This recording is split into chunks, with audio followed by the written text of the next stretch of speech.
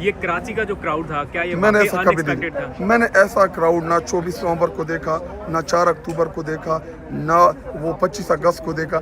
ऐसा क्राउड मैं आपको हल्फन ईमानन कहता हूँ कि मैंने पीटीआई की तारीख में खान साहब के होते हुए, जब वो हमें लीड करते थे, उनकी मौजूदगी में भी ऐसा चार्ज, ऐसा वो पैशन, वो खान के लिए उनका वो मैं आपको एक्सप्रेस नहीं कर सकता अल्फाज इवन में। इन केपी के केपी तो 5% भी नहीं था कराची के सामने। ये तो हमें लग रहा था कि हम बड़े तकड़े हैं, लेकिन जो सिंध में है, जो कराची में है, जो खान के साथ वो इश्क करते हैं, जो इमरान खान साहब के साथ वो मोहब्बत कर सकते हैं, वो मेरे पास अल्फाज नहीं है कि मैं आपके सामने बयान कर सकूं। वो बहुत अलग लोग टर्निंग हैं। पॉइंट समझते हैं इस देखिए, हमें हौसला मिला है। हमें कराची जाने के बाद हमें हौसला मिला। हम भी कभी कभी डाउन हो जाते हैं ना, तो कराची वालों ने वो हमारा हौसला बने, पूरे पाकिस्तान का हौसला बने। अनएक्सपेक्टेड तो शायद उसके लिए कोई छोटा लफ्ज़ हो। मतलब कराची में जो मनाजर देखे हमने, कराची की आवाम, सिंध की आवाम, उन्होंने जो रिस्पांस दिया अनबिलीवेबल था हमारे लिए। और मज़े की बात कादर भाई वो ये कि जब हमने जल्द से अनाउंस किया, हमारे पास सिर्फ 48 आवर्स से 48 आवर्स से भी कम, साउंड सिस्टम नहीं, स्टेज नहीं, कोई भी पॉइंट नहीं कि लोगों को पता हो कि हमने इधर खड़े होना है। आप यकीन माने 8 घंटे तक लोग वहाँ पे खड़े रहे। वहाँ पे कोई साउंड सिस्टम नहीं था, जलसा खुद ब खुद चल रहा था। 1 रुपए का हमारा खर्चा नहीं हुआ सिंगल पीली। 1 रुपए ज़्यादा होता है या कम? सुबह वो हमारे सूबाई सदर के शायद वो फ्लोट के ऊपर कोई 40-50 हज़ार रुपए लगे हों। 1 रुपए हमारे जलसे के ऊपर 25 लाख रुपए आपने वो भी तो दिया ना, जो जमा कराया था। तो वो तो हमें इसी के लिए हमने जमा कराया था, तो उन्होंने तो इनसी हमें नहीं दी ना। अच्छा, अगर आपको रुकावटें ना डालने देते 20-25 लाख लोग होते, 20-25 लाख कराची में। तो शाहिद खट्टक की आपने गुफ्तगू सुनी, अपनी राय का इजहार ज़रूर कीजिएगा। वो तो कह रहे हैं कि केपीके से भी ज़्यादा वहाँ पे चार्ज क्राउड था, और इमरान खान के टाइम पे भी वो कह रहे हैं कि ऐसे मनाजर कम देखने में मिले। बहरहाल आपकी राय जानना चाहेंगे, ज़रा कमेंट सेक्शन में बताइएगा। कमेंट्स में ही कल किसी ने लिखा था कि बलूचिस्तान की बारी कब आएगी, बलूचिस्तान का नंबर कब आएगा। तो अगला स्टॉप है बलूचिस्तान का, क्योंकि पंजाब हो चुका, सिंध हो चुका, अब केपी और बलूचिस्तान। केपी में तो ऑलरेडी उनकी स्ट्रीट मूवमेंट चल रही है, हुकूमत है वहाँ पर, तो सबकी नज़रें बलूचिस्तान की तरफ थी कि वो कोई शेड्यूल फाइनल होता है या नहीं। तो बलूचिस्तान के जो प्रेसिडेंट हैं पीटीआई के, दाऊद शाह काकड़, उन्होंने सुहेल अफरीदी से मुलाकात की और उन्हें दौरा बलूचिस्तान की दावत दी है। इस हवाले से कुछ चीज़ें तय हो चुकी हैं, शेड्यूल फाइनलाइज हो चुका। कुछ बहुत ज़्यादा डिटेल में मैं नहीं जाता, लेकिन दाऊद शाह काकड़ से भी थोड़ी देर पहले मेरी बात हुई। उनसे मैंने जानने की कोशिश की कि क्या वाकई ये चीज़ें फाइनलाइज हो चुकी हैं और अगला स्टॉप बलूचिस्तान का है, तारीखें क्या है, कब आएंगे। तो उन्होंने बताया कि चूँकि केपीके में 17 जनवरी, 24 जनवरी और 25 जनवरी को कुछ इवेंट्स पीटीआई ऑर्गेनाइज करने जा रही है, इसलिए फौरी तौर पर नहीं, लेकिन फरवरी के पहले हफ्ते में वज़ीर आला खैबर पख्तूनख्वा बलूचिस्तान का दौरा करने जा रहे हैं और स्ट्रीट मूवमेंट के हवाले से तैयारियां शुरू कर दी गई हैं। उन्होंने बताया कि गालबन 29 या 28 तारीख को वो फ्लाई कर जाएंगे यहाँ से, खैबर पख्तूनख्वा से।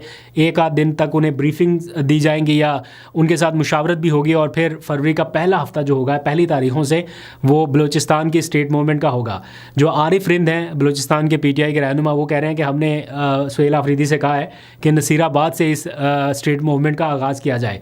तो देखते हैं सिंध के बाद बलूचिस्तान में कैसा वेलकम मिलता है सुहेल अफरीदी को। उन्हें कोई बलूची टर्बन पहनाई जाती है या बाकी जो मामलात रहे हैं सिंध वाले वो वैसे रहते हैं या थोड़े से डिफरेंट रहेंगे।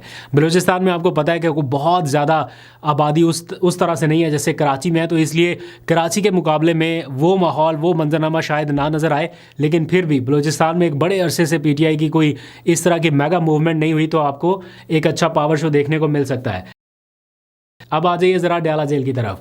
अडयाला में आज आपको पता है मंगल का दिन मुलाकातों के लिए मुख्तस है। मुलाकात ना कराने का दिन इसको कहा जाने लगा है अभी, क्योंकि मुलाकात नहीं कराई जाती। आज भी मुकर्रर वक्त ख़त्म हो गया। पिछले मंगल जब अलीमा ख़ान और सारे कारकुनान थे तो पुलिस एहलकार बार बार मुज़ाकरात कर रहे थे।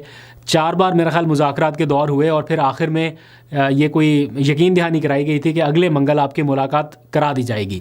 आज भी मुलाकात का वक्त ख़त्म हो गया और आज मुलाकात तो नहीं कराई गई, अलबत्ता रुकावटें काफ़ी खड़ी की गई। इस बार ये रुकावटें मामूल से ज़्यादा थी, क्योंकि चक्री नाके के ऊपर बैरिया टाउन साइड से, पिंडी साइड से, जहाँ जहाँ से कोई जाना चाह रहा था उन्हें मुश्किलात का सामना करना पड़ा। और इस बार चूँकि कॉल दी गई थी ज़्यादा तादाद में लोगों के पहुंचने की, तो मुख्तलिफ़ जगहों से हमने देखा लोग पहुंच रहे, वीडियोस बना के सोशल मीडिया पे डाल रहे हैं। कोई कच्चे रास्तों से होता हुआ जा रहा है। रेहाना डार की मैंने वीडियो देखी, वो रिक्शे पे सवार होके वहाँ पर पहुँच गई जहाँ गाड़ी उनकी रोक दी गई कि नहीं आगे जाने दिया गया। वहीं से वो रिक्शे पे बैठी और फिर उन्होंने मेक श्योर किया कि वो अडयाला के उस नाके तक पहुँचे जहाँ अलीमा खान पहुँची हुई हैं।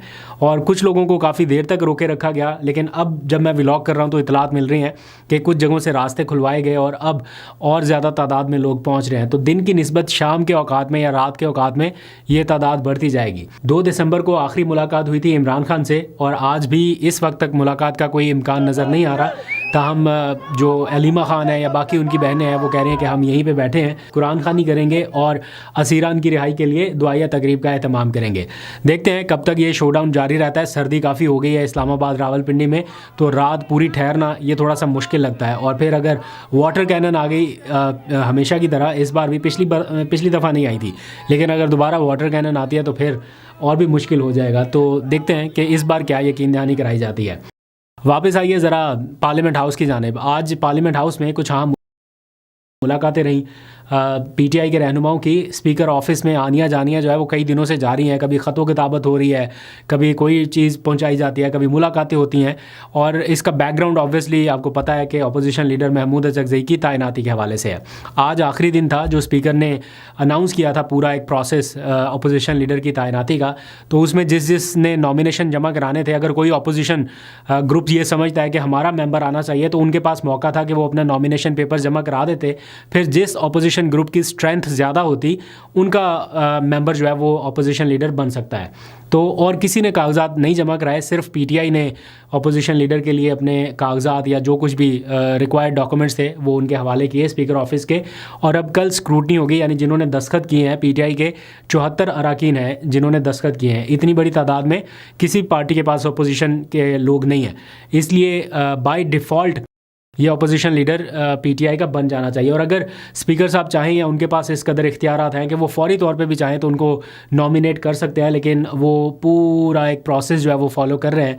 और यकीन दहानी कराई गई है पीटीआई के लोगों को। जी हाँ, ये पीटीआई के लोग खुद बता रहे हैं मुलाकात करने के बाद बाहर निकल गए कि हमें ये यकीन दहानी कराई गई है कि कल या परसों तक अपोजिशन लीडर की तकर्री का नोटिफिकेशन जारी हो जाएगा। तो बज़ाहिर ऐसा लगता है कि एक पहला CBM कॉन्फिडेंस बिल्डिंग मेजर जो है वो बनने जा रहा है, लिया जा रहा है और पीटीआई को उनका अपोजिशन लीडर मिल जाएगा। अभी भी आखिरी लम्हात में इसमें कोई ट्विस्ट आ सकता है, ये हतमी नहीं कहा जा सकता कि जनाब ये महमूद खान अचकज़ई बन ही जाएंगे। आखिरी लम्हात में भी कुछ हो सकता है। बहरहाल ये बताया जा रहा है कुछ लोगों की जानिब से कि उनके नवाज शरीफ साहब से भी राब्ते हुए या पसे पर्दा कुछ चीज़ें ऐसी चल रही हैं जहाँ से कुछ ग्रीन सिग्नल्स मिले और हुकूमत और पीटीआई के दरमियान कम अज़ कम इस मामले पर एक जो डेडलॉक था वो ख़त्म हो गया। तो अगर वाकई ख़त्म हो गया तो फिर तो 1-2 दिनों में या 24 घंटे के अंदर अंदर उनको नोटिफाई किया जा सकता है। तो देखते हैं महमूद खान अचकज़ई अपोजिशन लीडर बन के इमरान खान की रिहाई के लिए क्या मौसर किरदार अदा कर सकते हैं। फवाद चौधरी की भी इस्लामाबाद में मुलाकातें जारी हैं एनडीसी के प्लेटफॉर्म से, यानी नेशनल डायलॉग कमेटी उनका प्लेटफॉर्म है, उसी से वो मुलाकातें कर रहे हैं। वो पहुँचे मौलाना फजलुर रहमान के साहबजादे महमूद असद के पास, उनसे उन्होंने मुलाकात की, मौलाना फजलुर रहमान के किरदार के हवाले से बातचीत की। ताहम अभी मुझे थोड़ी देर पहले पता चला कि मौलाना साहब जो हैं वो लाहौर पहुँचे हुए हैं। उन्होंने ख्वाजा साद रफ़ीक से मुलाकात की, उनकी साहबजादी या कोई मेरा ख्याल ख़ानदान में कोई शादी की तकरीब थी, उस पर उन्होंने मुबारकबाद दी। तो ये मेल मुलाकातों का सिलसिला इस वक्त जारी है। But the matter of fact is this के इमरान खान जेल में हैं और उनकी रिहाई के लिए अभी बहुत सारी कोशिशें, बहुत सारी एफर्ट्स बाकी हैं। देखते हैं कब तक ये सिलसिला मुकम्मल होता है, आपको अपडेट करते रहेंगे। अभी तक के लिए इतना ही। अपना बहुत सा ख्याल रखिए। अल्लाह हाफिज़।